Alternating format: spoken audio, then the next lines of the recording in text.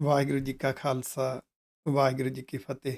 ਜਿਹੜੇ ਗੁਰਸਿੱਖ ਪਿਆਰੇ ਆਪਣੇ ਪਰਿਵਾਰ ਸਮੇਤ ਬੱਚਿਆਂ ਨਾਲ ਬੈਠ ਕੇ ਅਰਥਾਂ ਸਮੇਤ ਸਹਿਜ ਪਾਠ ਕਰਨਾ ਚਾਹੁੰਦੇ ਨੇ, ਉਹਨਾਂ ਵਾਸਤੇ ਇੱਕ ਕੰਟੀਨਿਊ ਸੀਰੀਜ਼ ਸ਼ੁਰੂ ਕੀਤੀ ਗਈ ਹੈ।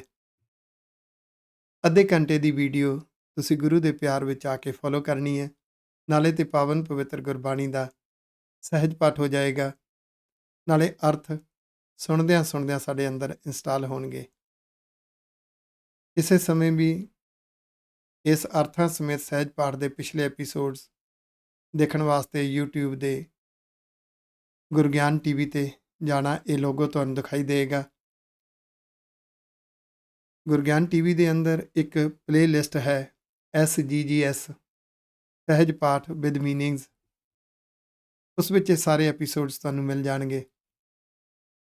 ਜੇ ਤੁਸੀਂ ਹਾਲੇ ਤੱਕ ਗੁਰਗਿਆਨ ਟੀਵੀ ਸਬਸਕ੍ਰਾਈਬ ਨਹੀਂ ਕੀਤਾ ਤਾਂ ਪਲੀਜ਼ ਸਬਸਕ੍ਰਾਈਬ ਦਾ ਬਟਨ ਜ਼ਰੂਰ ਦਬਾ ਦੇਣਾ, ਤਾਂ ਕਿ ਹਰ ਵੀਡੀਓ ਦਾ ਨੋਟੀਫਿਕੇਸ਼ਨ ਤੁਹਾਨੂੰ ਪਹੁੰਚ ਜਾਇਆ ਕਰੇ। ਜਿਨ੍ਹਾਂ ਨੂੰ ਉਪਰਾਲਾ ਚੰਗਾ ਲੱਗਿਆ, ਆਪਣੇ ਮਿੱਤਰਾਂ, ਦੋਸਤਾਂ, ਰਿਸ਼ਤੇਦਾਰਾਂ ਨੂੰ ਜ਼ਰੂਰ ਇਹ ਲਿੰਕ ਭੇਜਣਾ। ਹਰ ਇੱਕ ਨੂੰ ਦੱਸਣਾ, ਆਓ ਲਾਹੇ ਪ੍ਰਾਪਤ ਕਰੀਏ ਜੀ। ਮਨ ਪੀਵੈ ਸੁਣ ਸ਼ਬਦ ਵਿਚਾਰਾ, ਮਨ ਪੀਵੈ ਸੁਣ ਸ਼ਬਦ ਵਿਚਾਰਾ, ਜਿਮ ਜਿਮ ਵਰਸੈ ਅੰਮ੍ਰਿਤ ਧਾਰਾ, ਮਨ ਪੀਵੈ ਸੁਣ ਸ਼ਬਦ ਵਿਚਾਰਾ। ਵਾਹਿਗੁਰੂ ਜੀ ਕਾ ਖਾਲਸਾ, ਵਾਹਿਗੁਰੂ ਜੀ ਕੀ ਫਤਿਹ। ਸ਼ੁਕਰ ਵਾਹਿਗੁਰੂ ਜੀ ਦਾ। ਅੱਜ ਆਪਾਂ ਸ੍ਰੀ ਗੁਰੂ ਗ੍ਰੰਥ ਸਾਹਿਬ ਜੀ ਦੇ ਪਾਵਨ ਅੰਗ 148 ਦੇ ਉੱਪਰ ਅੰਕਿਤ ਮਾਝ ਰਾਗ ਦੀ ਵਾਰ ਚੱਲ ਰਹੀ ਹੈ, ਸਿੱਖਣ ਦਾ ਯਤਨ ਕਰਾਂਗੇ। ਪਹਿਲਾ ਸ਼ਲੋਕ 22ਵੀਂ ਪੌੜੀ ਦੇ ਨਾਲ ਗੁਰੂ ਅੰਗਦ ਦੇਵ ਸਾਹਿਬ ਜੀ ਮਹਾਰਾਜ ਜੀ ਦਾ। ਇਸ ਪੌੜੀ ਨਾਲ ਦੋਨੋਂ ਹੀ ਸ਼ਲੋਕ ਗੁਰੂ ਅੰਗਦ ਪਾਤਸ਼ਾਹ ਦੇ ਹਨ। ਆਓ ਸਿੱਖੀਏ ਜੀ। ਸ਼ਲੋਕ ਮਹੱਲਾ ਦੂਜਾ। ਦੂਸਰੇ ਪਾਤਸ਼ਾਹ ਧੰਨ ਧੰਨ ਸਤਿਗੁਰੂ ਗੁਰੂ ਅੰਗਦ ਦੇਵ ਸਾਹਿਬ ਜੀ ਮਹਾਰਾਜ, ਜਿਨ੍ਹਾਂ ਦੀ ਸਭ ਤੋਂ ਘੱਟ ਬਾਣੀ ਗੁਰੂ ਗ੍ਰੰਥ ਸਾਹਿਬ ਵਿੱਚ ਅੰਕਿਤ ਹੈ। ਦੂਸਰੇ ਪਾਤਸ਼ਾਹ ਨੇ ਨਾ ਕੋਈ ਪੰਚਪਦਾ, ਨਾ ਚੌਪਦਾ, ਨਾ ਅਸ਼ਟਪਦੀ, ਇਸ ਤਰ੍ਹਾਂ ਦਾ ਕੋਈ ਵੀ ਸ਼ਬਦ ਉਚਾਰਨ ਨਹੀਂ ਕੀਤਾ। ਨਾ ਉਹਨਾਂ ਨੇ ਕੋਈ ਵਿਸ਼ੇਸ਼ ਬਾਣੀ ਉਚਾਰਨ ਕੀਤੀ ਹੈ, ਨਾ ਕੋਈ ਵਾਰ ਉਚਾਰਨ ਕੀਤੀ। ਸਭ ਤੋਂ ਘੱਟ ਬਾਣੀ ਹੈ, ਕੇਵਲ ਸ਼ਲੋਕ ਉਚਾਰਨ ਕੀਤੇ ਨੇ, ਉਹ ਵੀ ਗਿਣਤੀ ਦੇ 62 ਸ਼ਲੋਕ 62। ਉਹ ਸ਼ਲੋਕ ਤਕਰੀਬਨ ਵਾਰਾਂ ਦੇ ਨਾਲ ਅੰਕਿਤ ਨੇ। ਅੱਜ 22ਵੀਂ ਵਾਰ ਦੇ ਨਾਲ ਇਹ ਦੋ ਸ਼ਲੋਕ ਦੋਨੋਂ ਹੀ ਗੁਰੂ ਅੰਗਦ ਦੇਵ ਪਾਤਸ਼ਾਹ ਜੀ ਦੇ ਹਨ। ਸਤਿਗੁਰੂ ਜੀ ਸਾਡੇ ਸਾਹਮਣੇ ਦੁਨਿਆਵੀ ਉਦਾਹਰਨਾਂ ਰੱਖਦੇ ਨੇ, ਉਹਦੀਆਂ ਰਮਜ਼ਾਂ ਸਮੋ ਦਿੰਦੇ ਨੇ, ਸਾਨੂੰ ਜੀਵਨ ਜਿਉਣ ਦੀ ਇੱਕ ਜੁਗਤ ਦਿੰਦੇ ਨੇ। ਮੰਤਰੀ ਹੋਏ ਅਠੂਹਿਆਂ, ਨਾਗੀ ਲੱਗੈ ਜਾਏ ਅਠੂਹਾ। ਠੂਹਾਂ ਜਿਹਨੂੰ ਕਹਿੰਦੇ ਸਕੋਰਪੀਅਨ, ਬਿੱਛੂ ਵੀ ਕਹਿ ਦਿੰਦੇ ਨੇ। ਕੋਈ ਬੰਦਾ, ਉਹਦਾ ਮਾਂਦਰੀ ਸ਼ਬਦ ਤੋਂ ਮੰਤਰੀ ਆਇਆ। ਜਿਹੜਾ ਬੰਦਾ ਠੂਹਿਆਂ ਨੂੰ ਕੰਟਰੋਲ ਕਰ ਲੈਂਦਾ ਹੈ, ਫੜ ਲੈਂਦਾ ਹੈ, ਪਕੜ ਲੈਂਦਾ ਹੈ ਜਾਂ ਮਾਰ ਦਿੰਦਾ ਹੈ, ਕਿਉਂਕਿ ਛੇਤੀ ਕੀਤੇ ਬੰਦਾ ਠੂਹੇ ਦੇ ਨੇੜੇ ਨਹੀਂ ਲੱਗਦਾ ਦੇ ਡੰਗ ਨਾ ਮਾਰੇ। ਪਰ ਉਹ ਜਾਨਵਰ ਬਹੁਤ ਛੋਟਾ ਹੈ, ਠੂਹਾ ਐਡਾ ਕੁ ਹੈ, ਇਸ ਲਈ ਉਹਨੂੰ ਕੰਟਰੋਲ ਕਰ ਲੈਂਦਾ ਹੈ। ਫਿਰ ਉਹ ਜੇ ਕੋਈ ਠੂਹੇ ਦੀ ਗੱਲ ਹੋਵੇ ਤਾਂ ਉਹਨੂੰ ਕਹਿੰਦੇ ਉਹਦੀ ਸਲਾਹ ਲਓ। ਸਲਾਹ ਲੈਂਦੇ ਆ ਜਿਹਦੀ, ਉਹਨੂੰ ਮੰਤਰੀ ਕਹਿੰਦੇ ਨੇ ਜਾਂ ਵਜ਼ੀਰ ਕਹਿੰਦੇ ਨੇ, ਜਿਹਦੀ ਸਲਾਹ ਲਈ ਜਾਂਦੀ ਹੈ, ਜਿਹੜਾ ਸਲਾਹ ਦਿੰਦਾ। ਮੰਤਰ ਤੋਂ ਮੰਤਰੀ ਸ਼ਬਦ ਬਣਿਆ, ਮੰਤਰ ਹੁੰਦਾ ਸਲਾਹ। ਤਾਂ ਹੁਣ ਉਹ ਜਿਹਦਾ ਆਪਣਾ ਤਜਰਬਾ ਕੇਵਲ ਠੂਹੇ ਫੜਨ ਦਾ ਹੈ, ਠੂਹਿਆਂ ਬਾਰੇ ਸਲਾਹ ਦਿੰਦਾ ਹੈ, ਤੇ ਉਹ ਹੱਥ ਪਾ ਲੈਂਦਾ ਹੈ ਕਿਸੇ ਸੱਪ ਨੂੰ। ਠੂਹਾ ਛੋਟਾ ਜਿਹਾ ਹੈ, ਸੱਪ ਵੱਡੇ ਵੱਡੇ ਹੁੰਦੇ ਨੇ। ਠੂਹਾ ਦੂਰੋਂ ਨਹੀਂ ਕੁਝ ਕਰ ਸਕਦਾ, ਤੇ ਸੱਪ ਦੂਰੋਂ ਹੀ ਡੰਗ ਮਾਰ ਦੇਗਾ। 2 ਫੁੱਟ ਦੀ ਪਕੜ ਵੀ ਕਰ ਲਏਗਾ, 3-4 ਫੁੱਟ ਦੀ ਪਕੜ ਕਰ ਲਏਗਾ, ਪਿੱਛੇ ਵੀ ਉਹਨਾਂ ਭੱਜ ਲਏਗਾ। ਤਾਂ ਖੈਰ, ਇੱਥੇ ਉਦਾਹਰਨ ਇੰਨੀ ਕੁ ਦਿੱਤੀ ਕਿ ਹੈ ਤਾਂ ਉਹ ਠੂਹਿਆਂ ਦਾ ਮਾਂਦਰੀ, ਉਹਦੇ ਕੋਲ ਤਜਰਬਾ ਠੂਹੇ ਪਕੜਨ ਦਾ ਹੈ, ਉਨੀ ਕੁ ਸਲਾਹ ਦੇ ਸਕਦਾ ਹੈ ਮੰਤਰੀ। ਤੇ ਪਾਲਿਆ ਹੱਥ ਸੱਪਾਂ ਨੂੰ, ਆਪਣ ਹੱਥੀਂ ਆਪਣੇ ਦੇ ਕੂਚਾ ਆਪੇ ਲਾਏ। ਕਹਿੰਦੇ ਉਹਨੇ ਇੱਦਾਂ ਲੱਗਦਾ ਵੀ ਆਪਣੇ ਹੱਥ ਆਪ ਹੀ ਆਪਣੇ ਆਪ ਨੂੰ ਲਾਂਬੂ ਲਾ ਲਿਆ। ਕੂਚਾ ਹੁੰਦਾ ਲਾਂਬੂ ਲਾ ਲੈਣਾ, ਸਾੜ ਲੈਣਾ। ਇਹਦੇ 'ਚ ਰਮਜ਼ ਕੀ ਹੈ? ਰਮਜ਼ ਹੈ ਬੰਦੇ ਦਾ ਤਜਰਬਾ ਛੋਟਾ ਹੈ ਤੇ ਵੱਡੇ ਕੰਮ ਨੂੰ ਹੱਥ ਪਾਉਂਦਾ ਹੈ। ਸੋਝੀ ਛੋਟੀ ਹੈ ਤੇ ਵੱਡੀ ਪਲਾਨਿੰਗ ਨੂੰ ਹੱਥ ਪਾਉਂਦਾ ਹੈ। ਵਿੱਤ ਛੋਟਾ ਹੈ, ਚਾਦਰ ਛੋਟੀ ਹੈ, ਪੈਰ ਜ਼ਿਆਦਾ ਪਸਾਰਦਾ, ਆਖੋ ਵਾਹਿਗੁਰੂ। ਜਿਹੜਾ ਬੰਦਾ ਆਪਣੇ ਤਜਰਬੇ ਤੋਂ ਵੱਡੇ ਕਿਸੇ ਚੀਜ਼ ਨੂੰ ਹੱਥ ਪਾਉਂਦਾ ਹੈ ਤੇ ਉਹ ਕਾਮਯਾਬ ਨਹੀਂ ਹੁੰਦਾ, ਡਿੱਗ ਪੈਂਦਾ, ਆਖੋ। ਇੱਥੇ ਮੈਂ ਇੱਕ ਬੇਨਤੀ ਕਰਾਂ, ਸਾਡੇ ਚੋਂ ਬਹੁਤੇ ਮਾਪਿਆਂ ਨੂੰ ਇਦਾਂ ਹੁੰਦਾ ਹੈ, ਇੱਕ ਭੁਲੇਖਾ ਜਿਹਾ ਹੈ ਕਿ ਜੇ ਮੈਂ ਬਹੁਤ ਸਾਰਾ ਪੈਸਾ ਕਮਾ ਲਵਾਂਗਾ, ਇਤਨੀ ਦੌੜ ਲਾ ਦਿੰਦਾ ਵੀ 2-3 ਪੀੜ੍ਹੀਆਂ ਵਾਸਤੇ ਮੈਂ ਇਕੱਠਾ ਕਰ ਲਵਾਂ, ਮੇਰੇ ਬੱਚੇ ਸੌਖੇ ਰਹਿਣਗੇ। ਨੋ ਡਾਊਟ ਆਪਣੇ ਬੱਚਿਆਂ ਲਈ ਕਰ ਰਿਹਾ। ਮੇਰਾ ਬੱਚਾ ਕੋਈ ਬਿਜ਼ਨਸ ਚਲਾ ਲਏਗਾ, ਪਰ ਉਹਨੂੰ ਇਹ ਨਹੀਂ ਪਤਾ ਕਿ ਤੂੰ ਪੈਸਾ ਤਾਂ ਇਕੱਠਾ ਕਰਕੇ ਦੇ ਰਿਹਾ, ਬਿਜ਼ਨਸ ਤਾਂ ਦੇ ਦੇਂਗਾ ਲੈ ਕੇ। ਕਿ ਉਹਨੂੰ ਬਿਜ਼ਨਸ ਦਾ ਤਜਰਬੇ ਵਾਸਤੇ ਬਿਜ਼ਨਸ ਜ਼ੀਰੋ ਤੋਂ ਉੱਪਰ ਤੱਕ ਕਿਵੇਂ ਲਿਜਾਣਾ ਹੈ, ਬਿਜ਼ਨਸ ਵਿੱਚ ਆਉਣ ਵਾਲੇ ਅਪ ਐਂਡ ਡਾਊਨ ਕਿਵੇਂ ਚੱਲਣੇ ਨੇ, ਉਹ ਬੱਚੇ ਨੂੰ ਸਿਖਾਤਾ। ਤੇ ਤਕਰੀਬਨ ਇਸ ਤਰ੍ਹਾਂ ਮਾਪੇ ਫੇਲ ਹੁੰਦੇ, ਕਿਉਂਕਿ ਨਾ ਤਾਂ ਉਹਨੂੰ ਪੈਸੇ ਦੀ ਕਦਰ ਹੋਈ ਕਿ ਪੈਸਾ ਕਿਵੇਂ ਕਮਾਉਣਾ, ਉਹਨੂੰ ਪਤਾ ਨਹੀਂ ਹੈ ਕਿੰਨੀ ਮਿਹਨਤ ਨਾਲ ਕਮਾਇਆ ਜਾਂਦਾ ਹੈ। ਨਾ ਉਹਨੂੰ ਪੈਸੇ ਦੀ ਕਦਰ ਹੈ, ਨਾ ਉਹਨੂੰ ਬਿਜ਼ਨਸ ਦੀ ਕਦਰ ਹੈ। ਬੈਠੇ ਬਿਠਾਏ ਬੱਚੇ ਨੂੰ ਮਿਲ ਗਿਆ, ਉਹਦੀਆਂ ਆਦਤਾਂ ਵਿਗੜ ਜਾਂਦੀਆਂ ਨੇ, ਚੁੱਗਾ ਚੌਪਟ ਕਰ ਬੈਠਦਾ ਹੈ। ਆਪਣੇ ਵਿੱਤ ਤੋਂ ਅੱਗੇ, ਆਪਣੇ ਤਜਰਬੇ ਤੋਂ ਅੱਗੇ, ਆਪਣੀ ਸੋਝੀ ਤੋਂ ਅੱਗੇ ਜੋ ਵੀ ਛਾਲਾਂ ਮਾਰਦਾ ਹੈ, ਉਹ ਤਕਰੀਬਨ ਆਪਣੇ ਆਪ ਨੂੰ ਨੁਕਸਾਨ ਦੀ ਭੱਠੀ ਵਿੱਚ ਝੋਕ ਕੇ ਲੰਬੂ ਲਾ ਲੈਂਦਾ, ਆਖੋ ਵਾਹਿਗੁਰੂ। ਕਿਉਂ? ਕਿਉਂਕਿ ਰੱਬ ਦਾ ਇੱਕ ਨਿਜ਼ਮ ਹੈ, ਹੁਕਮ ਪਾਇਆ ਧੁਰ ਖਸਮ ਕਾ, ਅੱਤੀ ਹੂੰ ਧੱਕਾ ਖਾਏ। ਰੱਬ ਦਾ ਇੱਕ ਨਿਜ਼ਮ ਹੈ, ਜਿਹੜੀ ਅੱਤ ਹੈ ਨਾ, ਸ਼ਿਖਰ, ਜਦੋਂ ਕੋਈ ਆਪਣੇ ਤਜਰਬੇ ਤੋਂ ਉੱਪਰ ਦੀ ਕੋਈ ਕੰਮ ਕਰਨ ਨੂੰ ਕਹਿੰਦਾ ਹੈ, ਇਹ ਉਹਦਾ ਅਹੰਕਾਰ ਹੈ। ਇਹਨੂੰ ਓਵਰ ਕੌਨਫੀਡੈਂਸ ਕਹਿੰਦੇ ਨੇ। ਕਿਉਂਕਿ 2-4 ਗੱਲਾਂ ਸੁਣੀਆਂ, ਉਤਸ਼ਾਹਤ ਹੋ ਗਿਆ, ਜਜ਼ਬਾ ਜਿਹਾ ਬਣਿਆ, ਉਸ ਜਜ਼ਬੇ ਦੇ ਵਿੱਚ ਓਵਰ ਕੌਨਫੀਡੈਂਟ 'ਚ ਤੁਰ ਪਿਆ, ਤਜਰਬਾ ਹੈ ਨਹੀਂ, ਗਿਰ ਗਿਆ। ਧਰਮ ਦੀ ਦੁਨੀਆ 'ਚ ਵੀ ਇਦਾਂ ਹੀ ਹੋ ਜਾਂਦਾ। 2-4 ਗੱਲਾਂ ਸੁਣੀਆਂ, ਤੁਰ ਪਿਆ, ਤਜਰਬਾ ਹੈ ਨਹੀਂ। ਬਹੁਤ ਛੇਤੀ ਛੋਟਾ ਜਿਹਾ ਗਿਆਨ ਆਇਆ, ਉਸੇ ਤੇ ਹੰਕਾਰ ਕਰ ਲਏਗਾ।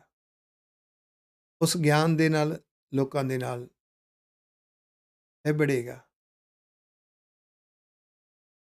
ਤਾਂ ਉਸ ਨੂੰ ਧਰਮ ਦਾ ਅਸਲੀ ਮਕਸਦ ਨਹੀਂ ਪਤਾ ਲੱਗੇਗਾ। ਰੱਬ ਦਾ ਇੱਕ ਹੁਕਮ, ਜਿਹੜਾ ਨਿਜ਼ਮ ਹੈ, ਅੱਤ ਜਿਹੜੀ ਹੁੰਦੀ ਹੈ ਨਾ, ਅੱਤ ਕਹਿੰਦੇ ਨੇ ਸ਼ਿਖਰ ਨੂੰ।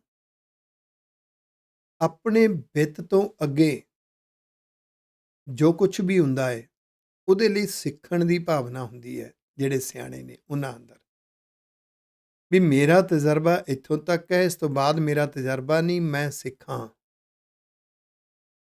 ਮੈਨੂੰ ਸੋਝੀ ਇਸ ਚੀਜ਼ ਦੀ ਹੈ, ਇਸ ਚੀਜ਼ ਦੀ ਮੈਨੂੰ ਸੋਝੀ ਨਹੀਂ ਹੈ, ਮੈਂ ਸਿੱਖਾਂ। ਜਿਹੜਾ ਤਾਂ ਸਿੱਖਣ ਤੁਰਦਾ ਹੈ ਨਾ, ਉਹ ਸਿੱਖ ਕੇ ਕਿਤੇ ਵੀ ਪਹੁੰਚ ਸਕਦਾ ਹੈ। ਜਿਹੜੀ ਅੱਤ ਹੈ ਨਾ, ਓਵਰ ਕੌਨਫੀਡੈਂਟ ਹੋਣਾ, ਹੰਕਾਰ ਵਿੱਚ ਆ ਕੇ ਫੈਸਲੇ ਲੈਣੇ, ਹਮੇਸ਼ਾ ਰੱਬ ਦੇ ਨਿਜ਼ਮ ਵਿੱਚ ਫਿਰ ਧੱਕਾ ਪੈਂਦਾ ਹੈ। ਗੁਰਮੁਖ ਸਿਉ ਮਨਮੁਖ ਅੜੈ, ਡੁੱਬੈ ਹੱਕ ਨਿਆਏ। ਹੁਣ ਇਸ ਨੂੰ ਸਮਝਣਾ, ਇੱਕ ਸਾਡੀ ਬਾਹਰਲੀ ਜ਼ਿੰਦਗੀ 'ਚ ਵਾਪਰਦਾ, ਇੱਕ ਸਾਡੀ ਅੰਦਰਲੀ ਜ਼ਿੰਦਗੀ 'ਚ ਵਾਪਰਦਾ। ਪਹਿਲਾਂ ਅੰਦਰਲੀ ਜ਼ਿੰਦਗੀ ਦੀ ਗੱਲ ਕਰੀਏ, ਕਿਉਂਕਿ ਗੁਰਬਾਣੀ ਦੇ ਉਪਦੇਸ਼ ਸਾਡੇ ਸੋਚ ਸੁਭਾਅ ਨਾਲ ਸੰਬੰਧਿਤ। ਜਦੋਂ ਅਸੀਂ ਗੁਰੂ ਦੇ ਮੁਖ ਵਿੱਚੋਂ ਨਿਕਲੇ ਹੋਏ ਉਪਦੇਸ਼ ਅਨੁਸਾਰ ਆਪਣੇ ਸੋਚ ਸੁਭਾਅ ਨੂੰ ਪੜਚੋਲਦੇ ਹਾਂ, ਫਿਰ ਹੀ ਪਤਾ ਲੱਗਦਾ ਆਹ ਕਮਜ਼ੋਰੀਆਂ ਨੇ। ਫਿਰ ਗੁਰੂ ਦੇ ਉਪਦੇਸ਼ ਤੋਂ ਸਿੱਖਦੇ ਹਾਂ, ਸੁਭਾਅ ਨੂੰ ਗੁਰਮੁਖ ਬਣਾਉਣ ਵਾਸਤੇ, ਸੋਚ ਨੂੰ ਗੁਰਮਤ ਵਾਲੀ ਸੋਚ ਬਣਾਉਣ ਵਾਸਤੇ ਸਿੱਖਦੇ ਹਾਂ। ਜਦੋਂ ਗੁਰਮੁਖ ਵਾਲੀ ਸੋਚ ਬਣਦੀ ਹੈ ਨਾ, ਤੇ ਹੁਣ ਜਿਹੜੇ ਗੁਰਮੁਖ ਦੇ ਸਿਧਾਂਤ ਨੇ, ਗੁਰਮਤ ਵਾਲੀ ਸੋਚ ਦੀ ਜਿਹੜੀ ਸੋਚਣੀ ਹੈ, ਤੇ ਮਨਮੁਖ ਬਿਰਤੀ ਜਿਹੜੀ ਹੈ ਨਾ, ਉਹਦੇ ਨਾਲ ਅੜਦੀ ਹੈ, ਆਖੋ ਵਾਹਿਗੁਰੂ। ਮਨਮੁਖ ਬਿਰਤੀ ਨੂੰ ਉਹ ਚੰਗਾ ਨਹੀਂ ਲੱਗਦਾ, ਝਗੜਾ ਪਾਉਂਦੀ ਹੈ। ਹੁਣ ਜੇ ਤਾਂ ਮਨਮੁਖ ਬਿਰਤੀ ਵਿੱਚ ਮਨ ਅੜ ਜਾਏਗਾ, ਇਹਨੂੰ ਕੌੜਾ ਲੱਗੇਗਾ ਗੁਰੂ ਦੀ ਗੱਲ, ਤਾਂ ਫਿਰ ਇਹ ਡੁੱਬ ਜਾਏਗਾ। ਰੱਬ ਦਾ ਇੱਕ ਨਿਜ਼ਮ ਹੈ, ਡੁੱਬ ਜਾਏਗਾ। ਪਿੱਛੇ ਜ਼ਿਕਰ ਆਇਆ ਸੀ ਜਿਹੜੀ ਚੀਜ਼ ਦਾ ਤਜਰਬਾ ਨਹੀਂ, ਉਹਦੇ ਸਿੱਖਣ ਦੀ ਭਾਵਨਾ ਹੋਣੀ ਚਾਹੀਦੀ ਹੈ। ਤਾਂ ਇਹ ਜਿਹੜੀ ਮਨਮੁਖ ਪ੍ਰਵਿਰਤੀ ਹੈ, ਇਹ ਸਿੱਖਣ ਦੀ ਬਜਾਏ ਅੜਦੀ ਹੈ, ਇਹਨੂੰ ਚੰਗਾ ਨਹੀਂ ਲੱਗਦਾ। ਇਹ ਅੰਦਰੋਂ ਡੁੱਬਦਾ ਹੈ, ਇਹ ਹੱਕ ਹੈ, ਨਿਆਂ ਹੈ ਰੱਬ ਦਾ, ਇੱਦਾਂ ਦਾ ਇਨਸਾਫ ਚੱਲਦਾ ਹੈ। ਇਹ ਤਾਂ ਅੰਦਰਲੀ ਜ਼ਿੰਦਗੀ 'ਚ, ਬਾਹਰਲੀ ਜ਼ਿੰਦਗੀ 'ਚ। ਇਸੇ ਵਾਰ ਦੇ ਅੰਦਰ ਪਿਛਲੇ ਐਪੀਸੋਡ ਵਿੱਚ ਆਇਆ ਸੀ ਇੱਕ ਗੁਰਮੁਖ ਦੇ ਮਾਰਗ ਤੇ ਤੁਰਨ ਵਾਲਾ, ਇੱਕ ਸੈਲਫਿਸ਼ ਥਾਟ ਵਿੱਚ ਤੁਰਨ ਵਾਲਾ, ਭਗਤਾਂ ਤੈ ਸੰਸਾਰੀਆਂ ਜੋੜ ਕਦੇ ਨਾ ਆਇਆ। ਉਹਨਾਂ ਦੀ ਆਪਸ ਵਿੱਚ ਨਿਭ ਨਹੀਂ ਸਕੇਗੀ। ਇੱਕ ਸੈਲਫਿਸ਼ ਹੈ, ਕੇਵਲ ਆਪਣੇ ਲਈ, ਆਪਣੇ ਪਰਿਵਾਰ ਲਈ ਸੋਚਣ ਵਾਲਾ ਹੈ, ਤੇ ਉਸ ਸੈਲਫਿਸ਼ਨੈਸ ਦੀ ਉਹਨੇ ਜੋ ਤਾਣਾ ਬਾਣਾ ਬੁਣਿਆ, ਉਸ ਤਾਣੀ ਵਿੱਚ ਉਲਝਿਆ ਹੁੰਦਾ ਹੈ। ਪਰਉਪਕਾਰ ਬਿਰਤੀ ਵਾਲਾ ਆਪਾ ਵਾਰ ਕੇ ਤੁਰਦਾ ਹੈ, ਘਾਟੇ ਵਾਧੇ ਆ ਜਾਣ ਉਹਨੂੰ ਰੱਬ ਦੀ ਰਜ਼ਾ ਸਮਝਦਾ ਹੈ। ਉਹਦੇ ਕੋਲ ਲੰਬਾ ਤਜਰਬਾ ਹੋਏਗਾ, ਉਹਦੇ ਕੋਲ ਇੱਕ ਜਜ਼ਬਾ ਹੋਏਗਾ, ਇੱਕ ਜਨੂਨ ਹੋਏਗਾ, ਛੇਤੀ ਕਿਤੇ ਉਹ ਰੁਕਣ ਵਾਲਾ ਨਹੀਂ ਹੁੰਦਾ। ਤੇ ਜਦੋਂ ਮਨਮੁਖ ਨੂੰ ਕਿਤੇ ਨਾ ਕਿਤੇ ਉਹ ਬਿਰਤੀਆਂ ਚੰਗੀਆਂ ਨਹੀਂ ਲੱਗਦੀਆਂ, ਤੇ ਮਨਮੁਖ ਜਿਹੜਾ ਹੈ ਉਹ ਗੁਰਮੁਖ ਦੇ ਨਾਲ ਅੜਦਾ ਹੈ। ਗੁਰਮੁਖ ਇਹ ਸੋਚ ਕੇ ਕਿ ਕੋਈ ਗੱਲ ਨਹੀਂ, ਮਨਮੁਖ ਜੋ ਕਰ ਰਿਹਾ, ਜੇ ਮੈਂ ਵੀ ਉਦਾਂ ਹੀ ਕਰਾਂਗਾ ਤੇ ਇਹਦਾ ਤੇ ਮੇਰਾ ਫਰਕ ਕੀ ਰਹਿ ਗਿਆ। ਇਹ ਤਾਂ ਮੇਰੇ ਨਾਲ ਮਿਸਬਿਹੇਵ ਕਰਦਾ ਹੀ ਹੈ, ਜੇ ਮੈਂ ਵੀ ਬਦਲਾ ਲਊ ਭਾਵਨਾ ਰੱਖਾਂਗਾ ਤੇ ਫਿਰ ਮੇਰਾ ਇਹਦਾ ਕੀ ਫਰਕ ਰਹਿ ਗਿਆ। ਮੈਂ ਤਾਂ ਆਪਣੇ ਗੁਰੂ ਨੂੰ ਜਵਾਬ ਦੇ ਹਾਂ, ਮੈਂ ਤੇ ਆਪਣੇ ਗੁਰੂ ਦੇ ਮਾਰਗ ਤੇ ਤੁਰਨਾ ਹੈ। ਇਹ ਕਰ ਗਿਆ ਸੋ ਕਰ ਗਿਆ, ਉਹ ਚੁੱਪ ਕਰ ਜਾਂਦਾ। ਇਸ ਨੂੰ ਉਹ ਜਿਹੜਾ ਮਨਮੁਖ ਹੈ ਉਹ ਬੁਜ਼ਦਿਲੀ ਸਮਝਦਾ ਹੈ। ਉਹ ਹੋਰ ਆਪਣੇ ਪਿੱਛੇ ਅੱਤੀ ਹੂੰ ਧੱਕਾ ਖਾਏ ਹੈ ਨਾ, ਅੱਤ ਕਰਦਾ ਹੈ, ਆਪਣੀ ਹੰਕਾਰ ਵਿੱਚ ਫੈਸਲੇ ਲੈਂਦਾ ਹੈ, ਤੇ ਅਖੀਰ ਵਿੱਚ ਜਿਹੜਾ ਮਨਮੁਖ ਹੈ ਨਾ ਉਹ ਡੁੱਬਦਾ ਹੈ। ਆਖੋ ਵਾਹਿਗੁਰੂ, ਇਹ ਰੱਬ ਦਾ ਨਿਜ਼ਮ, ਕਿਉਂਕਿ ਕੂੜ ਨਿਖੁੱਟੈ ਨਾਨਕਾ ਓੜਕ ਸੱਚ ਰਹੀ। ਇਹ ਸਮਝਾਉਣ ਵਾਸਤੇ ਧੰਨ ਗੁਰੂ ਅੰਗਦ ਦੇਵ ਸਾਹਿਬ ਜੀ ਮਹਾਰਾਜ ਕਮਾਲ ਕਰ ਰਹੇ ਨੇ ਸਾਡੇ ਸਾਹਮਣੇ। ਦੋਹਾਂ ਸਿਰਿਆਂ ਆਪੇ ਖਸਮ ਵੇਖੈ ਕਰਵਿਓ ਪਾਏ। ਇੱਕ ਸਿਰਾ ਹੈ ਮਨਮੁਖ ਦੇ ਰਸਤੇ ਦਾ, ਇੱਕ ਸਿਰਾ ਹੈ ਗੁਰਮੁਖ ਦੇ ਰਸਤੇ ਦਾ। ਦੋਨੋਂ ਰੱਬ ਦੇ ਨਿਜ਼ਮ ਵਿੱਚ, ਰੱਬ ਦੇ ਕੰਟਰੋਲ ਵਿੱਚ ਨੇ ਮਾਰਗ। ਵਾਹਿਗੁਰੂ ਜੀ ਚਾਹੁਣ ਜਾਂ ਇਹਦੀ ਭਾਵਨਾ ਸ਼ੁੱਧ ਪਾਸੇ ਤੁਰ ਪਵੇ, ਮਨਮੁਖ ਗੁਰਮੁਖ ਬਣ ਸਕਦਾ ਹੈ, ਗੁਰਮੁਖ ਹੰਕਾਰ ਕਰ ਜਾਵੇ, ਗੁਰਮੁਖ ਮਨਮੁਖ ਬਣ ਸਕਦਾ ਹੈ। ਦੋਨੋਂ ਸਿਰੇ ਨਿਜ਼ਮ ਦੇ ਉਸ ਸ਼ਕਤੀ ਦੇ ਕੰਟਰੋਲ ਵਿੱਚ ਹੈ, ਜਿਹਦਾ ਇਹ ਸਾਰਾ ਓਪਰੇਟਿੰਗ ਸਿਸਟਮ ਚੱਲ ਰਿਹਾ, ਜਿਹਦਾ ਨਿਜ਼ਮ ਚੱਲ ਰਿਹਾ। ਵੇਖਿਆ ਕਰ ਉਬਿਓ ਪਾਏ, ਉਹ ਦੇਖ ਰਿਹਾ, ਸਾਰਿਆਂ ਨੂੰ ਦੇਖ ਰਿਹਾ, ਨਿਰਣਾ ਕਰ ਰਿਹਾ। ਉਹਦੇ ਨਿਰਣੇ ਅਨੁਸਾਰ, ਉਹਦੇ ਇਨਸਾਫ ਅਨੁਸਾਰ ਇਹ ਸਾਰਾ ਕੁਝ ਚੱਲ ਰਿਹਾ। ਹੁਣ ਅਸੀਂ ਇਸ ਵਿੱਚੋਂ ਕੀ ਸਮਝਿਆ ਕਿ ਅਸੀਂ ਗੁਰਮੁਖ ਬਿਰਤੀ ਵਿੱਚ ਤੁਰਨਾ ਹੈ। ਮਨਮੁਖ ਮਿਲਣਗੇ, ਮਨਮੁਖ ਟਕਰਾਉਣਗੇ, ਮਨਮੁਖ ਧੱਕਾ ਕਰਨਗੇ, ਮਨਮੁਖ ਹਰ ਸ਼ਿਖਰ ਤੱਕ ਜਾਣਗੇ।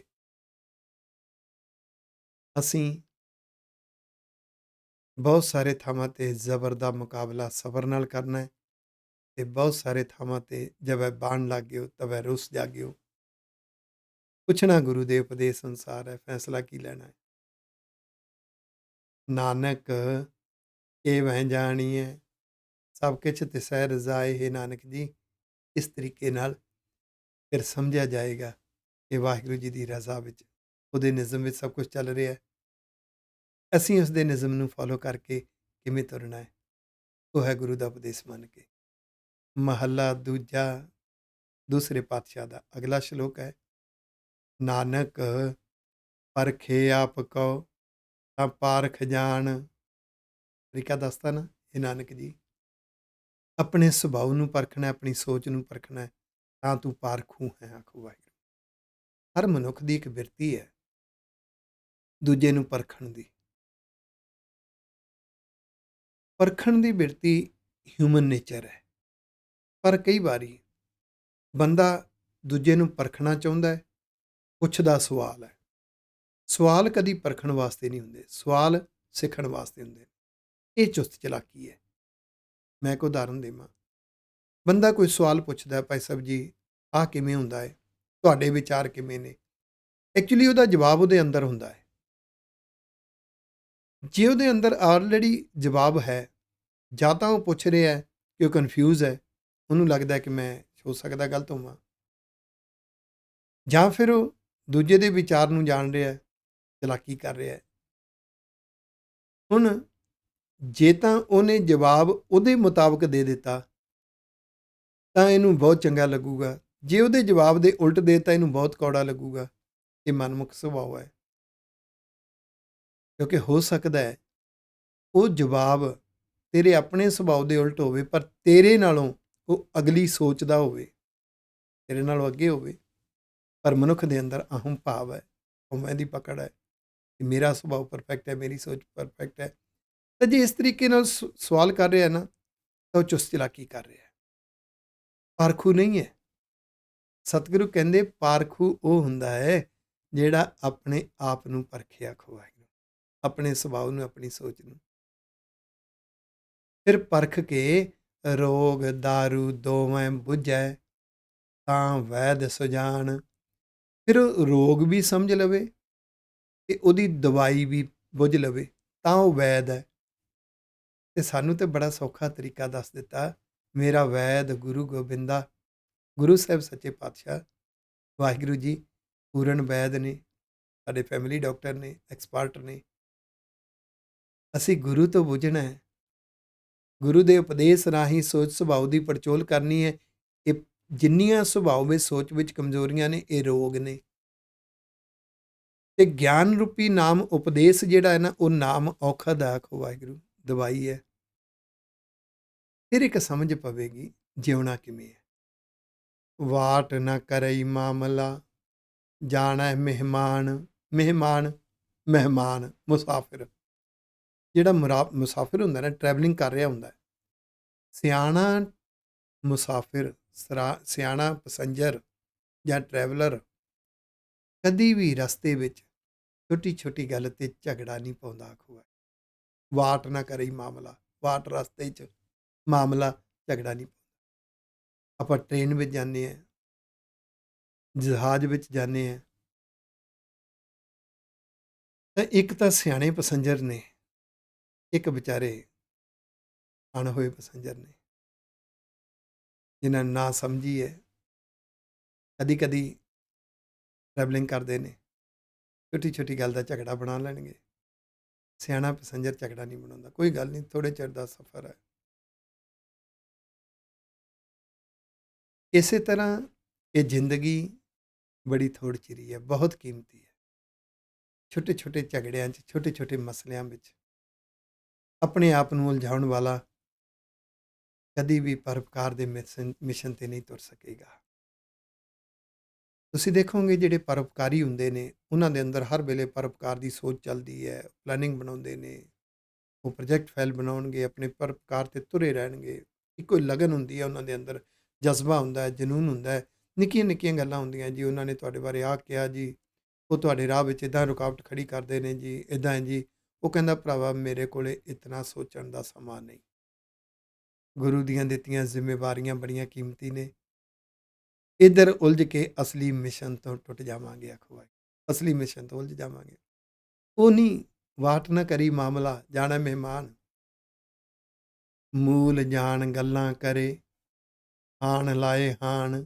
ਉਹਨੂੰ ਮੂਲ ਪਤਾ ਹੈ, ਬੇਸ ਪਤਾ ਹੈ, ਉਹਨੂੰ ਜੜ ਪਤਾ ਹੈ ਮੇਰੀ ਕੀ ਹੈ। ਜੜ ਹੈ ਗੁਰੂ ਦੀ ਬਖਸ਼ਿਸ਼, ਵਾਹਿਗੁਰੂ ਜੀ ਦੀ ਬਖਸ਼ਿਸ਼। ਮੂਲ ਹੈ ਗੁਰਮੁਖ ਸੁਭਾਅ, ਗੁਰਮਤਿ ਸੋਚ ਵਿੱਚ ਜਿਉਣਾ। ਮੂਲ ਹੈ ਰੱਬ ਨਾਲ, ਗੁਰੂ ਨਾਲ ਪਿਆਰ ਪਾ ਕੇ ਜੀਵਨ ਜਿਉਣਾ।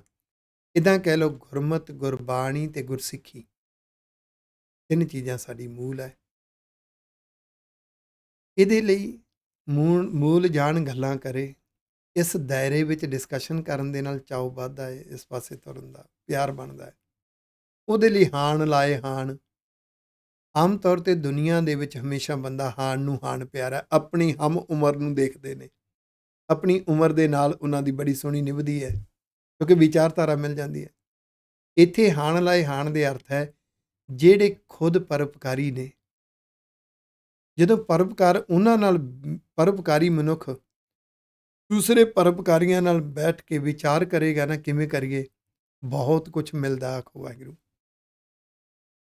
ਜਿਹੜੇ ਅਰਥਾਂ ਸਮੇਤ ਸਹਿਜ ਪਾਠ ਕਰਦੇ ਨੇ, ਉਹ ਜਦੋਂ ਆਪਸ ਵਿੱਚ ਬੈਠ ਕੇ ਗੁਰਬਾਣੀ ਦੀਆਂ ਵਿਚਾਰਾਂ, ਅਰਥਾਂ ਦੀਆਂ ਵਿਚਾਰਾਂ ਕਰਦੇ ਨੇ, ਇੱਕ ਦੂਜੇ ਨੂੰ ਬਹੁਤ ਕੁਝ ਮਿਲਦਾ ਹੈ, ਹੁਲਾਰੇ ਮਿਲਦੇ ਨੇ, ਲੂਣੇ ਮਿਲਦੇ ਨੇ, ਕਿਉਂਕਿ ਸੋਚ ਨਾਲ ਸੋਚ ਰਲਦੀ ਹੈ।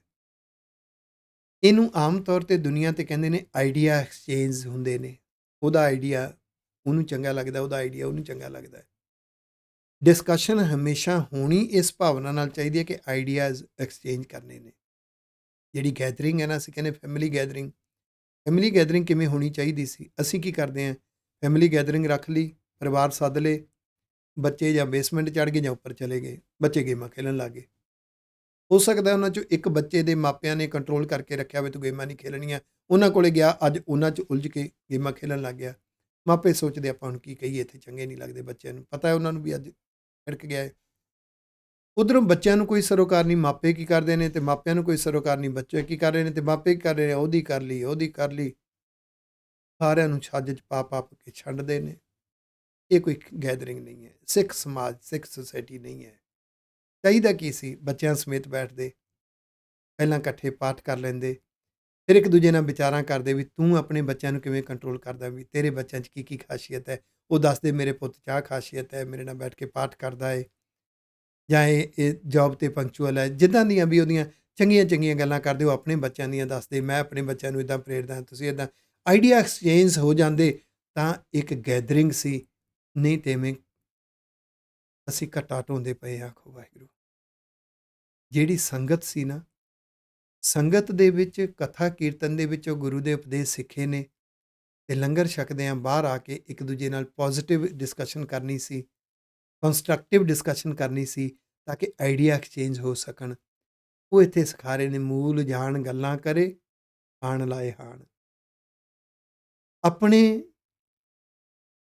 ਸੁਭਾਅ ਦੇ ਲੈਵਲ ਵਾਲਿਆਂ ਨਾਲ, ਸੋਚ ਦੇ ਲੈਵਲ ਵਾਲਿਆਂ ਨਾਲ, ਗੁਰੂ ਕੇ ਮਾਰਗ ਤੇ ਤੁਰਨ ਜਾਣ ਵਾਲਿਆਂ ਨਾਲ ਮੂਲ ਦੀ ਡਿਸਕਸ਼ਨ ਕਰਦੇ ਨੇ।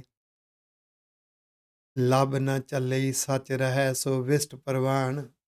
ਜਿਹੜਾ ਜੀਵਨ, ਜਿਹੜਾ ਮਨੁੱਖ ਲੱਭ ਲੋਭ ਤੋਂ ਉੱਪਰ ਹੁੰਦਾ ਹੈ, ਲੱਭ ਚਸਕੇ ਹੁੰਦੇ ਨੇ, ਲੱਭ ਸਵਾਰਥੀ ਮਨ ਇਸ ਵਿੱਚ ਉਲਝਦਾ ਹੈ। ਜਿਹੜਾ ਸੈਲਫਿਸ਼ ਹੋਏਗਾ, ਉਹ ਕਦੀ ਵੀ ਲੱਭ ਨਾ ਚੱਲਈ, ਉਹ ਨਹੀਂ ਚੱਲ ਸਕਦਾ ਸੱਚ ਦੇ ਮਾਰਗ ਤੇ, ਉਹ ਇਸ ਸੱਚ ਦੇ ਮਾਰਗ ਤੋਂ ਰਹਿ ਜਾਂਦਾ ਹੈ। ਪਰ ਜਿਹੜਾ ਸੱਚ ਦੇ ਮਾਰਗ ਤੇ ਤੁਰਦਾ ਹੈ, ਸੱਚ ਦੇ ਰਸ ਵਿੱਚ ਭਿੱਜਦਾ ਹੈ, ਸੱਚ ਰਹਿ ਸੋ ਵਿਸਟ ਪ੍ਰਵਾਨ। ਵਿਸਟ ਹੁੰਦਾ ਵਿਚੋਲਾ, ਉਹ ਰੱਬ ਦੀਆਂ ਨਜ਼ਰਾਂ 'ਚ ਪ੍ਰਵਾਨ ਵਿਚੋਲਾ ਹੋ ਜਾਂਦਾ। ਵਿਚੋਲਾ ਕੀ ਹੋਇਆ? ਜਦੋਂ ਕੋਈ ਪਰਉਪਕਾਰੀ, ਉਹ ਪਰਉਪਕਾਰੀ ਜਿਹਨੇ ਪਰਉਪਕਾਰ ਲਈ ਆਪਾ ਵਾਰਤਾ ਹੋਵੇ, ਜਿਹਦੇ ਕੋਲੇ ਜਨੂਨ ਹੋਵੇ, ਜਜ਼ਬਾ ਹੋਵੇ, ਲਗਨ ਹੋਵੇ, ਘਾਟੇ ਵਾਧਿਆਂ ਦੀ ਕੋਈ ਪਰਵਾਹ ਨਾ ਕੀਤੀ ਹੋਵੇ, ਉਹ ਜਦੋਂ ਆਪਣੇ ਪਰਉਪਕਾਰ ਦੀਆਂ ਗੱਲਾਂ ਦੂਸਰੇ ਨਾਲ ਕਰਦਾ ਹੈ ਜਾਂ ਦੂਸਰੇ ਨੂੰ ਪ੍ਰੇਰਿਤ ਕਰਦਾ ਹੈ, ਉਹਦੇ 'ਤੇ ਬਹੁਤ ਅਸਰ ਪੈਂਦਾ ਹੈ। ਸੁਣਨ ਵਾਲੇ ਨੂੰ ਲੱਗਦਾ ਮੈਂ ਵੀ ਪਰਉਪਕਾਰ ਕਰਾਂ, ਇਹਦਾ ਮਤਲਬ ਵਿਚੋਲਾ ਬਣ ਗਿਆ। ਆਖੋ ਇਹ ਗੱਲ ਯਾਦ ਰੱਖਿਓ, ਭਾਵੇਂ ਕੋਈ ਗੁਰਬਾਣੀ ਵਾਲੇ ਪਾਸੇ ਤੁਰਿਆ ਹੈ, ਜਾਂ ਕੋਈ ਗੁਰਮਤਿ ਗੁਰਸਿੱਖੀ ਵਾਲੇ ਪਾਸੇ ਤੁਰਿਆ ਹੈ, ਜਾਂ ਕਦੀ ਕੋਈ ਨਸ਼ੇ ਕਰਦਾ ਸੀ, ਨਸ਼ੇ ਛੱਡ ਕੇ ਅੰਮ੍ਰਿਤ ਛਕ ਲਿਆ, ਕੋਈ ਕੁਸੰਗੀ ਸੀ, ਕੁਸੰਗ ਛੱਡ ਕੇ ਉਹ ਸਤਸੰਗ ਵੱਲ ਤੁਰਿਆ, ਕਿਸੇ ਨਾ ਕਿਸੇ ਤੋਂ ਉਹਨੂੰ ਪ੍ਰੇਰਣਾ ਮਿਲੀ ਹੈ। ਇਹ ਯਾਦ ਰੱਖਿਓ। ਹੋ ਸਕਦਾ ਕਿਸੇ ਦੇ ਬੋਲਾਂ ਤੋਂ ਪ੍ਰੇਰਿਤ ਹੋਇਆ, ਹੋ ਸਕਦਾ ਕਿਸੇ ਦੀ ਸੰਗਤ ਤੋਂ ਪ੍ਰੇਰਿਤ ਹੋਇਆ। ਉਹ ਜਿਹੜਾ ਪ੍ਰੇਰਣਾ ਸੀ ਪਿਆਰਿਆ, ਉਹ ਰੱਬ ਨੇ ਤੇਰੇ ਲਈ ਇੱਕ ਵਿਚੋਲਾ ਭੇਜਿਆ ਸੀ। ਇਸ ਤਰ੍ਹਾਂ ਜੇ ਸਾਨੂੰ ਜੀਵਨ ਜਿਉਣ ਦੀ ਯੁਕਤ ਆ ਜਾਵੇ, ਯੂਨੀਵਰਸ ਵਿੱਚ ਜੋ ਕੁਝ ਵੀ ਵਰਤਾਰੇ ਵਰਤ ਰਹੇ ਨੇ, ਹਰ ਵਰਤਾਰਾ ਇੱਕ ਵਿਚੋਲੇ ਦਾ ਕਾਰਨ ਬਣਦਾ ਹੈ, ਤੈਨੂੰ ਰੱਬ ਨਾਲ ਜੋੜਨ ਵਾਸਤੇ। ਆਖੋ ਵਾਹਿਗੁਰੂ। ਜੇ ਇਹ ਅਸਲੀ ਮਾਰਗ ਨਾ ਸਮਝ ਆਈ, ਗੁਰੂ ਦੀ ਸੋਝੀ ਨਾ ਆਈ, ਤਾਂ ਤੂੰ ਜਿਤਨੇ ਦਮਗਜ਼ੇ ਮਾਰ ਰਿਹਾ, ਪਤਾ ਕੀ ਹੋ ਰਿਹਾ? ਸਰ ਸੰਦੇ ਆਗਾਸ ਕਉ ਕਿਉਂ ਪਹੁੰਚਾਏ ਬਾਣ। ਕਹਿੰਦੇ ਸਰ ਹੁੰਦਾ ਤੀਰ, ਤੀਰ ਕਮਾਨ। ਕਹਿੰਦੇ ਕਮਾਨ 'ਚ ਪਾ ਕੇ ਤੀਰ ਕਿਸੇ ਨੇ ਛੱਡਿਆ, ਪਤਾ ਕਿੱਧਰ ਛੱਡਿਆ? ਆਗਾਸ ਕੋ, ਆਕਾਸ਼ ਬੰਨੀ। ਕਦੀ ਆਕਾਸ਼ 'ਚ ਤੀਰ ਪਹੁੰਚ ਸਕੇਗਾ? ਕਦੀ ਨਹੀਂ। ਹੁੰਦਾ ਕੀ ਹੈ? ਅੱਗਾ ਹੈ ਉਹ ਅਗੰਮ ਹੈ, ਬਾਹਿੰਦੜ ਜਾਣ। ਉਹ ਆਕਾਸ਼ ਤਾਂ ਬੇਅੰਤ ਹੈ, ਉਹ ਤਾਂ ਪਹੁੰਚ ਹੀ ਨਹੀਂ ਸਕਦਾ ਉਹਦੇ ਤੱਕ ਕੋਈ। ਫਿਰ ਉਹ ਵਾਪਸ ਆਉਂਦਾ ਹੈ, ਉਸੇ ਦੀ ਵੱਜਦਾ ਤੀਰ। ਆਖੋ ਵਾਹਿਗੁਰੂ।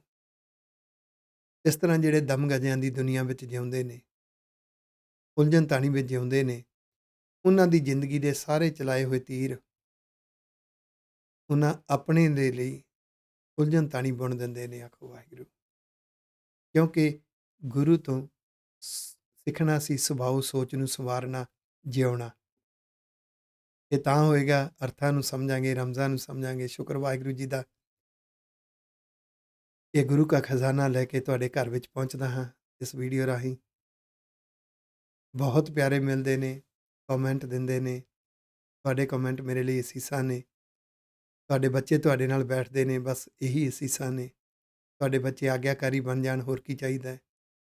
ਤੁਹਾਡੇ ਘਰ ਵਿੱਚ ਗੁਰਬਾਣੀ ਦਾ ਬੋਲਬਾਲਾ ਹੋਵੇ, ਹੋਰ ਕੀ ਚਾਹੀਦਾ ਬਸ। ਤੁਹਾਡੇ ਘਰ ਵਿੱਚ ਮਾਪਿਆਂ ਦਾ, ਬਜ਼ੁਰਗਾਂ ਦਾ ਸਤਿਕਾਰ ਹੋਵੇ, ਔਰਤ ਦਾ ਸਤਿਕਾਰ ਹੋਵੇ, ਬੱਚਿਆਂ ਨੂੰ ਸੰਸਕਾਰ ਮਿਲਣ, ਹੋਰ ਕੀ ਚਾਹੀਦਾ। ਪੌੜੀ ਨਾਰੀ ਪੁਰਖ ਪਿਆਰ ਪ੍ਰੇਮ ਸਿੰਗਾਰੀਆ। ਜਿਵੇਂ ਪਤੀ ਪਤਨੀ ਦਾ ਪ੍ਰੇਮ ਹੁੰਦਾ ਹੈ,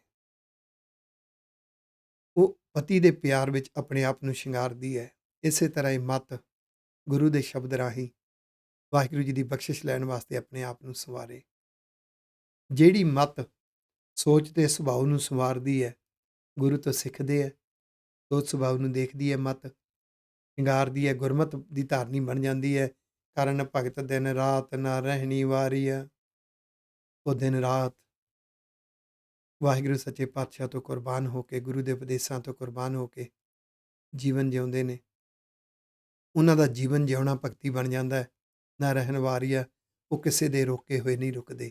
ਭਾਵ ਉਹਨਾਂ ਦੇ ਰਾਹ 'ਚ ਲੋਕ ਲੱਖ ਰੁਕਾਵਟਾਂ ਖੜੀਆਂ ਕਰਨ, ਉਹ ਨਹੀਂ ਰੁਕਦੇ। ਆਖੋ ਵਾਹਿਗੁਰੂ। ਮਹਿਲਾਂ ਮੰਝ ਨਿਵਾਸ ਸ਼ਬਦ ਸਿਵਾਰੀਆ। ਉਹ ਮੱਤ ਗੁਰੂ ਦੇ ਉਪਦੇਸ਼ ਰਾਹੀਂ ਸੰਵਾਰੀ ਗਈ ਹੁੰਦੀ ਹੈ। ਉਹਨੂੰ ਗੁਰਮਤ ਦਾ ਤੇ ਗੁਰਮੁਖ ਸੁਭਾਅ ਦਾ ਮਹਿਲ ਮਿਲ ਜਾਂਦਾ ਹੈ। ਇਹ ਮੱਤ ਇਸ ਮਹਿਲ ਵਿੱਚੋਂ ਫੈਸਲੇ ਲੈਂਦੀ ਹੈ।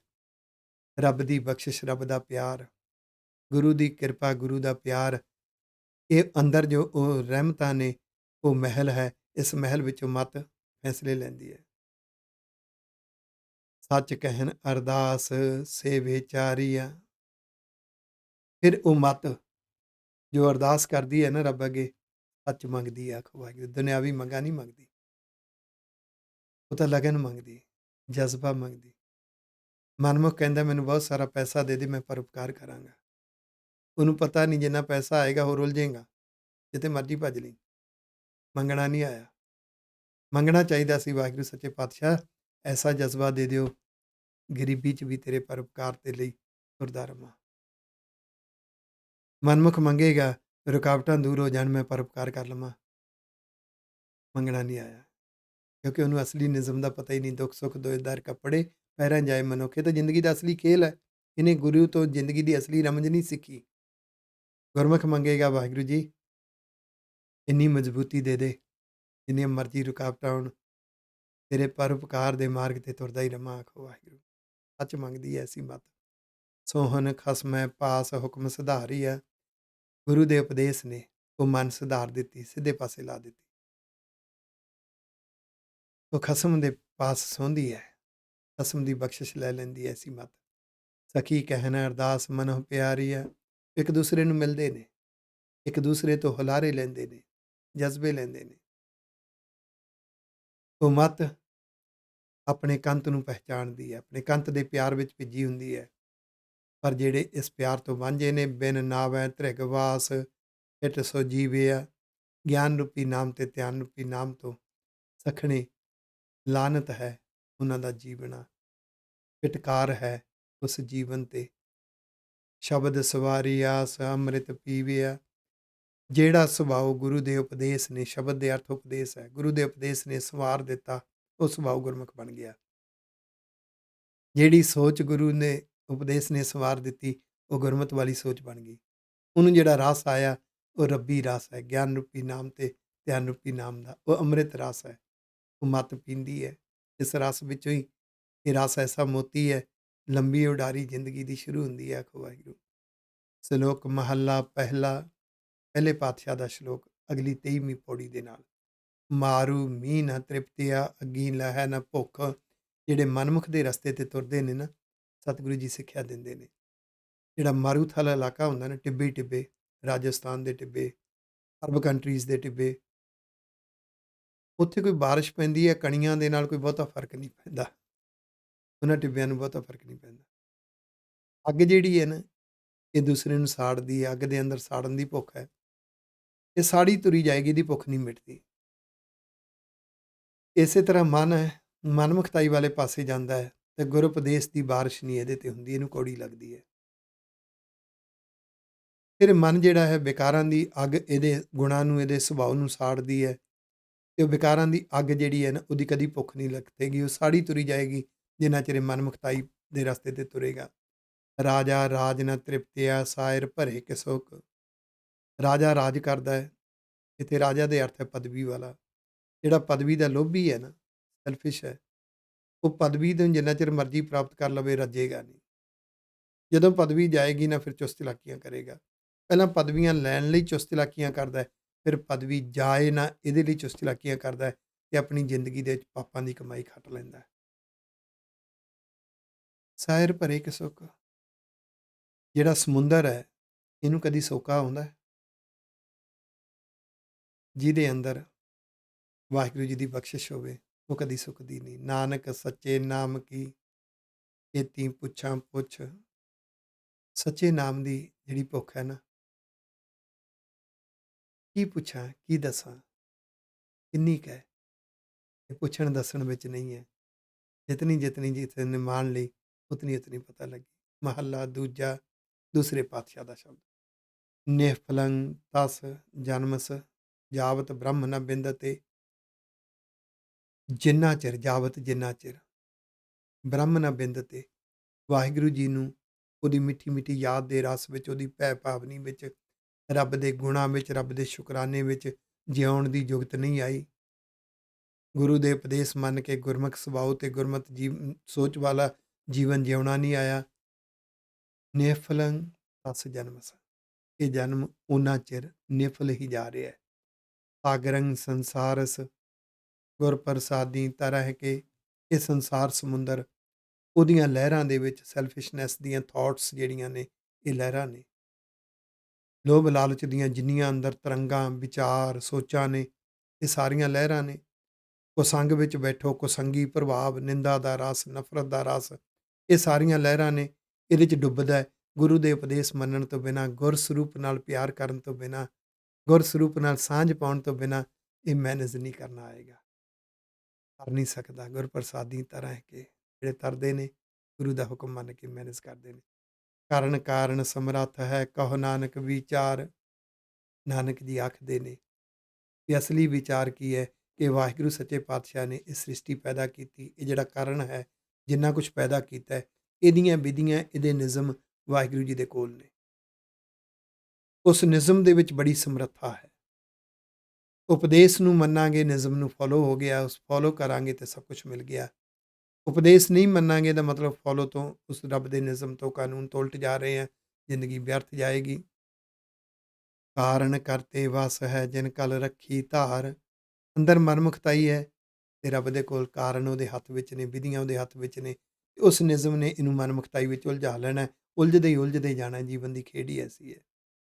ਜੇ ਗੁਰਮੁਖ ਬਣ ਗਿਆ, ਇਸ ਨਿਯਮ ਵਿੱਚ ਐਸੀ ਸਮਰੱਥਾ ਹੈ, ਇਹਨੇ ਗੁਰਮੁਖਤਾਈ ਦੇ ਰਸ ਵਿੱਚ ਹੋਰ ਉੱਚ ਬੁਲੰਦੀਆਂ ਤੇ ਲਿਜਾਣਾ। ਪੌੜੀ 23ਵੀਂ ਪੌੜੀ ਹੈ ਮਾਝ ਰਾਗ ਦੀ। ਅਸਮੈ ਕਾ ਦਰਬਾਰ ਢਾਡੀ ਵਸਿਆ। ਢਾਡੀ ਬਣਨਾ, ਸਿਫਤ ਸਲਾਗਾ ਕਰਨੀ ਵਾਹਿਗੁਰੂ ਜੀ ਦੀ, ਰੱਬ ਦੇ ਮਾਰਗ ਦੀਆਂ, ਗੁਰੂ ਦੇ ਮਾਰਗ ਦੀਆਂ ਵਿਚਾਰਾਂ ਕਰਨੀਆਂ। ਵਿਚਾਰਾਂ ਕਰਨ ਵੇਲੇ ਭਾਵਨਾ ਰੱਖਣੀ, ਇਹਨਾਂ ਵਿਚਾਰਾਂ 'ਚੋਂ ਆਪਣੇ ਸੋਚ ਸੁਭਾਅ ਨੂੰ ਪੜਚੋਲ ਕਰਨੀ ਹੈ ਤੇ ਇਹਨੂੰ ਬਦਲਣਾ ਹੈ। ਦੂਸਰੀ ਭਾਵਨਾ ਰੱਖਣੀ, ਜਿੰਨੀ ਕੁ ਆਪ ਨੂੰ ਸਮਝ ਆਈ ਵੰਡਣਾ ਹੈ। ਢਾਡੀ ਬਣ ਕੇ ਜਿਉਣਾ। ਸੱਚਾ ਖਸਮ ਕਲਾਨ ਕਮਲ ਵਿਗਸਿਆ। ਫਿਰ ਸੱਚੇ ਵਾਹਿਗੁਰੂ ਸੱਚੇ ਪਾਤਸ਼ਾਹ ਦੀ ਐਸੀ ਬਖਸ਼ਿਸ਼ ਹੁੰਦੀ ਹੈ, ਇਹ ਹਿਰਦੇ ਰੂਪੀ ਖੇੜਾ, ਹਿਰਦੇ ਰੂਪੀ ਜਿਹੜਾ ਕਮਲ ਹੈ ਨਾ, ਖਿੜ ਜਾਂਦਾ ਹੈ। ਕਲਾਣ ਦੇ ਅਰਥ ਹੈ ਸਿਫਤ ਸਲਾਗਾ। ਸਿਫਤ ਹੁੰਦੀ ਹੈ ਬਖਸ਼ਿਸ਼, ਵਡਿਆਈ। ਉਹਦੀ ਸਿਫਤ ਸਲਾਗਾ ਕਰਦੇ, ਉਹਦੀਆਂ ਵਡਿਆਈਆਂ ਵਿਚਾਰਾਂ ਕਰਦੇ ਹਾਂ, ਬਖਸ਼ਿਸ਼ ਪ੍ਰਾਪਤ ਹੁੰਦੀ ਹੈ, ਹਿਰਦਾ ਖਿੜ ਜਾਂਦਾ, ਆਨੰਦ ਰਸ ਆਉਂਦਾ। ਖਸਮ ਪੂਰਾ ਪਾਏ ਮਨੋ ਰਹਸਿਆ। ਇਹ ਪੂਰੇ ਖਸਮ ਵਾਹਿਗੁਰੂ ਜੀ ਤੋਂ ਮਿਲਦੀ ਦਾਤ, ਗੁਰੂ ਦੇ ਉਪਦੇਸ਼ ਮੰਨ ਕੇ ਮਿਲਦੀ ਹੈ। ਤੇਰੇ ਮਨ ਅੰਦਰੋਂ ਰਸ ਵਿੱਚ ਰਹਿਣਾ ਸਿੱਖ ਜਾਂਦਾ ਹੈ। ਕਦੋਂ? ਦੁਸ਼ਮਣ ਕੱਢੇ ਮਾਰ ਸੱਜਣ ਸਰਸਿਆ। ਅੰਦਰ ਜਿਹੜੀਆਂ ਬੁਰੀਆਂ ਆਦਤਾਂ ਨੇ ਨਾ, ਕੁਸੰਗੀ ਆਦਤਾਂ, ਪਸ਼ੂ ਪ੍ਰਵਿਰਤੀਆਂ, ਇਹ ਦੁਸ਼ਮਣ ਨੇ। ਇਹਨਾਂ ਤੋਂ ਬਚ ਗਿਆ। ਇਹਨਾਂ ਆਦਤਾਂ ਨੂੰ ਆਪਣੇ ਸੋਚ ਸੁਭਾਅ ਚੋਂ ਕੱਢ ਦਿੱਤਾ। ਤੇ ਹੁਣ ਜਿਹੜੇ ਗਿਆਨ ਇੰਦਰੀ ਨੇ ਨਾ, ਅੱਖਾਂ ਨੇ, ਕੰਨ ਨੇ, ਇਹ ਸੱਜਣ ਬਣ ਗਏ। ਸੱਜਣ ਕਿਵੇਂ ਬਣੇ? ਗੁਰੂ ਦੇ ਰਸ ਵਿੱਚ। ਜ਼ੁਬਾਨ ਗੁਰੂ ਦੇ ਰਸ ਵਿੱਚ ਵਿਚਾਰਾਂ ਕਰਨੀਆਂ ਚਾਹੁੰਦੀ ਹੈ। ਕੰਨ ਗੁਰੂ ਦੀਆਂ ਵਿਚਾਰਾਂ ਸੁਣਨਾ ਚਾਹੁੰਦੇ ਨੇ। ਅੱਖਾਂ ਇਸ ਹਰ ਵਰਤਾਰੇ ਵਿੱਚੋਂ ਰੱਬੀ ਨਿਜ਼ਮ ਨੂੰ ਦੇਖਣਾ ਚਾਹੁੰਦੀਆਂ ਨੇ। ਰੱਬ ਨੂੰ ਹਾਜ਼ਰ ਨਾਜ਼ਰ ਦੇਖਣਾ ਚਾਹੁੰਦੀਆਂ ਨੇ। ਸੱਜਣ ਬਣ ਗਏ ਨੇ। ਸੱਚਾ ਸਤਿਗੁਰ ਸੇਵਨ, ਸੱਚਾ ਮਾਰਗ ਦੱਸਿਆ। ਗੁਰੂ ਗ੍ਰੰਥ ਸਾਹਿਬ ਜੀ ਦੇ ਅੰਦਰ ਮੇਰੇ ਗੁਰੂ ਪਾਤਸ਼ਾਹ ਦਾ ਸਤਿਗੁਰ ਸਰੂਪ, ਗੁਰੂ ਦੀ ਆਵਾਜ਼, ਉਸਨੇ ਸੱਚਾ ਮਾਰਗ ਦੱਸਿਆ। ਉਹਨੂੰ ਮੰਨਣਾ ਹੀ ਸੱਚਾ ਸਤਿਗੁਰ ਸੇਵਨ, ਸੱਚੇ ਸਤਿਗੁਰੂ ਦੀ ਸੇਵਾ ਹੈ। ਉਹ ਸੱਚੇ ਸਤਿਗੁਰੂ ਦੀ ਸੇਵਾ ਕਰਕੇ, ਭਾਵ ਗੁਰੂ ਦੀ ਆਵਾਜ਼ ਨੂੰ ਮੰਨ ਕੇ, ਗੁਰੂ ਦੇ ਹੁਕਮ ਨੂੰ ਮੰਨ ਕੇ, ਉਪਦੇਸ਼ ਨੂੰ ਮੰਨ ਕੇ, ਉਹ ਜੋ ਸੱਚਾ ਮਾਰਗ ਦੱਸਿਆ, ਉਹ ਜਿਉਣ ਦੀ ਯੁਗਤ ਆ ਜਾਏਗੀ। ਸੱਚਾ ਸ਼ਬਦ ਵਿਚਾਰ ਕਾਲ ਵਿਧੋਸਿਆ। ਫਿਰ ਵਾਹਿਗੁਰੂ ਜੀ ਨੇ ਸੱਚਾ ਉਪਦੇਸ਼ ਦਿੱਤਾ। ਉਸ ਉਪਦੇਸ਼ ਦੀ ਵਿਚਾਰ ਕੀਤੀ, ਭਾਵ ਮੰਨਿਆ। ਤੇ ਵਿਕਾਰਾਂ ਦਾ ਰਸ, ਜਿਹੜਾ ਇਹਨੂੰ ਆਤਮਿਕ ਮੌਤ ਬਣਦਾ ਸੀ, ਉਹਨੂੰ ਮਾਰ ਦਿੱਤਾ। ਢਾਡੀ ਕਥੇ ਕਥ ਸ਼ਬਦ ਸਵਾਰਿਆ। ਜੋ ਕਥੇ ਨਹੀਂ ਜਾ ਸਕਦੇ, ਬੇਅੰਤ ਵਾਹਿਗੁਰੂ ਜੀ ਨੇ। ਜਿੰਨੀ ਕੁ ਸਮਝ ਆ ਗਈ, ਉਨੀ ਕੁ ਵਿਆਖਿਆ ਹੋਗੀ। ਫਾਈਨਲ ਵਰਜ਼ਨ ਨਹੀਂ ਹੋ ਸਕਦਾ, ਆਖਰੀ ਸੱਚ ਹੋ ਹੀ ਨਹੀਂ ਸਕਦਾ। ਉਸ ਵਾਹਿਗੁਰੂ ਜੀ ਦੇ ਉਪਦੇਸ਼ ਰਾਹੀਂ, ਰੱਬੀ ਉਪਦੇਸ਼, ਗਿਆਨ ਰੂਪੀ ਨਾਮ, ਗੁਰੂ ਦੇ ਉਪਦੇਸ਼, ਉਹਦੇ ਰਾਹੀਂ ਜਦੋਂ ਸੁਭਾਅ ਤੇ ਸੋਚ ਸੰਵਾਰੀ ਗਈ, ਢਾਡੀ ਬਣਨ ਦੀ ਯੁਗਤ ਆ ਗਈ। ਨਾਨਕ ਗੁਣ ਗਹਿ ਰਾਸ, ਹਰ ਜੀਉ ਮਿਲੇ ਪਿਆਰਿਆ। ਰੱਬ ਨੂੰ, ਪਿਆਰੇ ਵਾਹਿਗੁਰੂ ਜੀ ਨੂੰ ਮਿਲਣ ਦਾ ਇਹੀ ਤਰੀਕਾ ਹੈ। ਗੁਣ ਗਾਉਣਾ ਅਸਲੀ ਪੂੰਜੀ ਹੈ। ਤੇ ਗੁਣ ਗਾਉਣ ਦੇ ਤਿੰਨੋਂ ਤਰੀਕੇ ਯਾਦ ਰੱਖਿਓ। ਗੁਣਾਂ ਵਾਲਾ ਜੀਵਨ ਜਿਉਣਾ, ਗੁਣ ਵਾਹਿਗੁਰੂ ਜੀ ਦੇ ਨੇ। ਥੈਂਕਸ ਫੀਲਿੰਗ ਕਰਨੀ, ਸ਼ੁਕਰਾਨੇ ਦੀ ਭਾਵਨਾ। ਗੁਣਾਂ ਨੂੰ ਪਰਉਪਕਾਰ ਲਈ ਵਰਤਣਾ। ਪਰਉਪਕਾਰ ਲਈ ਲਗਨ ਚਾਹੀਦੀ ਹੈ, ਜਜ਼ਬਾ ਚਾਹੀਦਾ ਹੈ, ਬਿਰਤੀ ਚਾਹੀਦੀ ਹੈ, ਜਨੂਨ ਚਾਹੀਦਾ ਹੈ। ਇਹ ਸਭ ਕੁਝ ਵਾਹਿਗੁਰੂ ਦੀਆਂ ਦਾਤਾਂ ਨੇ। ਸ਼ੁਕਰਾਨਾ ਕਰਨਾ। ਗੁਣ ਜ਼ਿੰਦਗੀ 'ਚ ਵਰਤਣੇ ਨੇ, ਗੁਣਾਂ ਨਾਲ ਪਰਉਪਕਾਰ ਕਰਨਾ ਹੈ, ਨਾਲ ਨਾਲ ਸ਼ੁਕਰਾਨਾ ਕਰਨਾ। ਰੱਬੀ ਵਿਚਾਰਾਂ ਕਰਨੀਆਂ ਨੇ, ਗੁਰੂ ਦੀਆਂ ਵਿਚਾਰਾਂ ਕਰਨੀਆਂ ਨੇ, ਭਾਵਨਾ ਰੱਖਣੀ ਹੈ। ਮੈਂ ਇਹਨਾਂ ਵਿਚਾਰਾਂ ਰਾਹੀਂ ਆਪਣੇ ਸੋਚ ਸੁਭਾਅ ਨੂੰ ਪਰਚੋਲਣਾ ਹੈ, ਸੋਚ ਸੁਭਾਅ ਨੂੰ ਸਿੰਗਾਰਨਾ, ਸਿੱਖਣਾ ਮੈਂ, ਤੇ ਨਾਲ ਦੂਸਰਿਆਂ ਨੂੰ ਬੰਨਣਾ। ਜਿਨ੍ਹਾਂ ਨੂੰ ਯੁਗਤ ਆ ਗਈ, ਉਹ ਗੁਰੂ ਦੇ ਮਾਰਗ 'ਤੇ ਤੁਰਨ ਦੀ ਜਾਂਚ ਸਿੱਖ ਜਾਂਦੇ ਨੇ। ਸਤਿਗੁਰੂ ਕਿਰਪਾ ਕਰਨ, ਸਾਡੇ ਸਾਰਿਆਂ 'ਤੇ ਰਹਿਮਤ ਹੋਵੇ। ਭੁੱਲਾਂ ਚੁੱਕਾਂ ਦੀ ਖਿਮਾ ਜੀ। ਵਾਹਿਗੁਰੂ ਜੀ ਕਾ ਖਾਲਸਾ, ਵਾਹਿਗੁਰੂ ਜੀ ਕੀ ਫਤਿਹ। ਮਨ ਪੀਵੈ ਸੁਣ ਸਭ